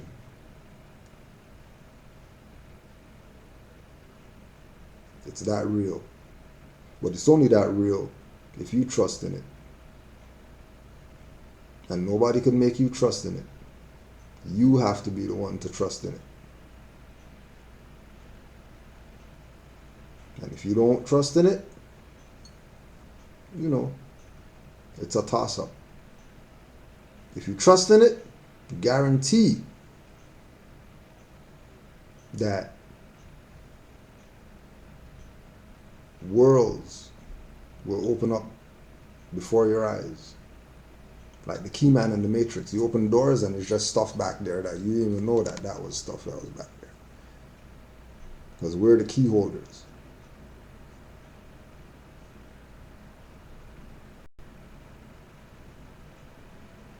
Noble Drew Ali is the Moor. This is the one. Don't worry about anybody else. This is the one. And we're only showing him to give him his props. But it's not about the man, it's about the message. It's not about the man, it's about the message. For those people who want to, watch this. These guys are worshiping, they had his picture, they were showing his picture and stuff like that. Like they had him like Jesus and all that stuff. No, we're not worshiping no man. It's the message we worship. And the message was that you're not Negro black colored. And if you don't do anything else, declare your nationality. And when you find out the truth about your nationality and your birthrights, tell somebody who doesn't know. And if you find yourself around dirty Moors, don't worry about them. You find yourself some de jure Moors and help those Moors that's doing good do even greater good, because now you're with them helping them do, and they're not doing it on their own. Have a greater respect for womanhood and go back to the state of mind of your ancient foremothers and forefathers and their divine principles. Because mountains of gold is going to be revealed to the Moors. That's only going to happen when the Moors realize what they got. So on that note, we didn't get all them questions answered because the Moors had me today stuck on one question for an hour. But before the week's up, we're gonna get a video done, right? I'm putting it out there. We're gonna have another Ustream this week to deal with the rest of these questions. There was 1, 2, 3, 4, 5, 6, 7, 8, 9 questions that we didn't get to answer, right? Because the spirit was moving today, so we didn't get through everything. Honors to all the Moors online. Remember, false education appearing real, false evidence appearing real, fear is not an option. Know so you can have confidence. And once you know, don't let anybody take you off your square of knowing. So we're just going to close out. Honors to all the Moors online. Don't forget, Moorish Heritage and History School, Eyes Wide Open, on Blog Talk Radio, blogtalk.com/MHHS-Eyes Wide Open, 9:30 p.m. If you're not able to, call in, 347-945-5899. If you can't call in, just go on the Blog Talk and, just listen. And keep in mind, remember, we're going to be doing something before the week's done to recover Sunday, because we're not going to have any class on Sunday. That's on our Mother's Day.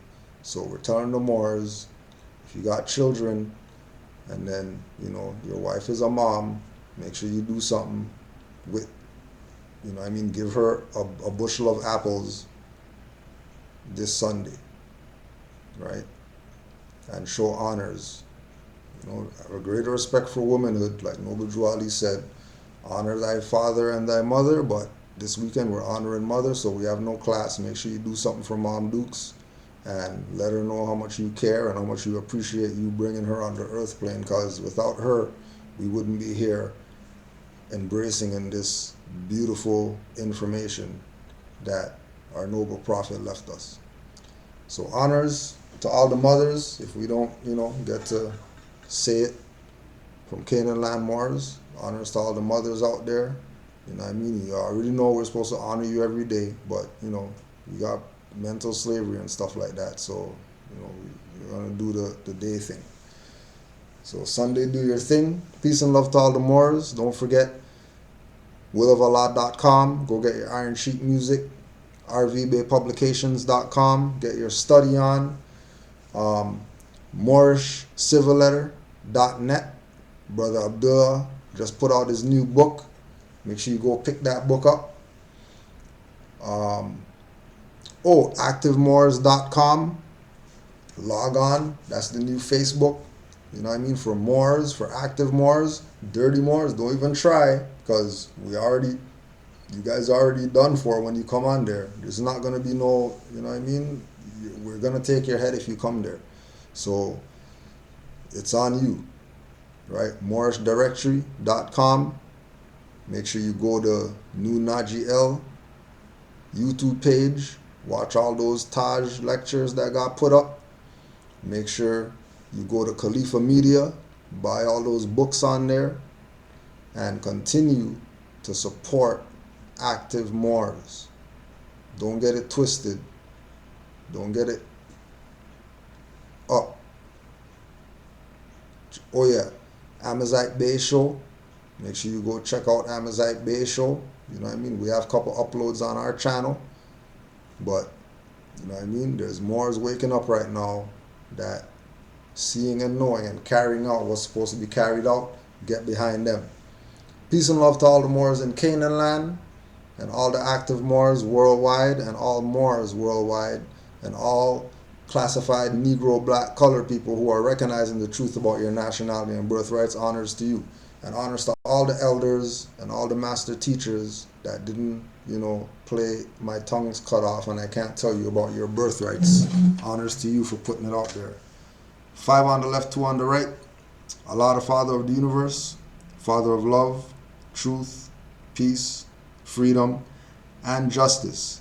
Allah is my protector, my guide, and my salvation by night and by day through his holy prophet, Noble Drew Ali.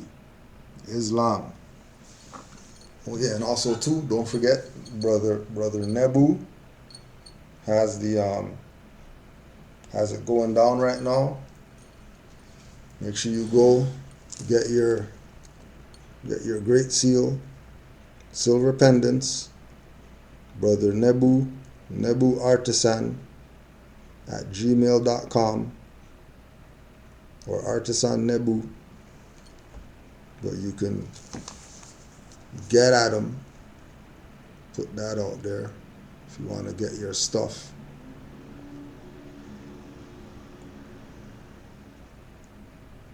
You could contact brother Nebu, just tell him Cujo sent you. Get your Circle 7 rings. Your Circle 7 rings. Get your Great Seal pendants. And whatever else he's got. 267-772-1057. 267-772-1057. You know what I mean? Let's support our own and continue to grow and evolve. Islam, Moors. Peace and love.